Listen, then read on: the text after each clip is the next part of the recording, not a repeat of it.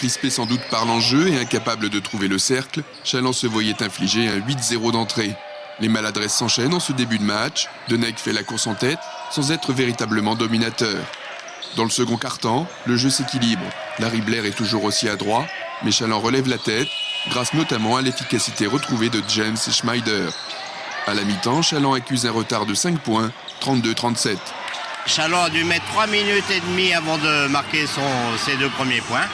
Donc je sais pas, je me pose des questions, je pense pas qu'ils vont pouvoir, je vois mal comment ils vont pouvoir revenir. Ils ont resserré la défense, c'est sûr, et on est rentré dans le match, mais on est toujours pénalisé par ce départ catastrophique, quoi.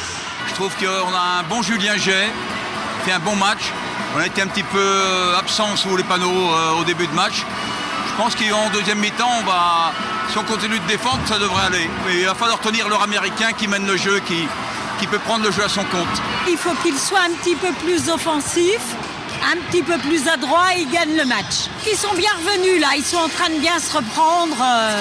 Oui, ils vont gagner. Au retour des vestiaires, c'est un Chalon beaucoup plus conquérant et mordant qui se présente sur le parquet. Très vite, les Vendéens grignotent leur retard et recollent au score. La salle Vrigno se remet à y croire.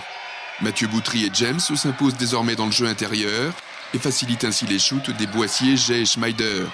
Le VCB passe en tête et maintient la pression. En face, les Bayonnais n'y sont plus et semblent abdiquer. Score final 85-78, Chalon s'est fait peur jusqu'au bout, mais a tenu bon. À la mi-temps, c'est ça, j'ai rassuré les mecs parce que je dis on est en train un petit peu de douter et il faut pas douter. À un moment donné, on est derrière, tant pis, mais qu'on déploie notre jeu, quoi. Et le jeu, on le déployait pas en première mi-temps. Et moi, je pense qu'on a fait plaisir au public en même temps en deuxième mi-temps quand on commence à jouer comme ça, c'est beaucoup plus agréable à regarder et puis nous, on se fait beaucoup plus plaisir.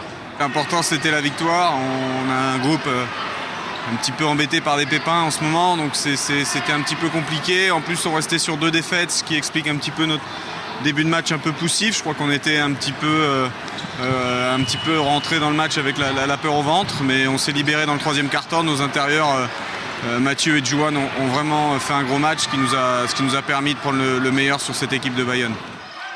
Chalon renoue donc avec la victoire et se replace en milieu de classement de N1. Une victoire qui fait du bien mentalement, surtout avant un déplacement toujours périlleux à Blois.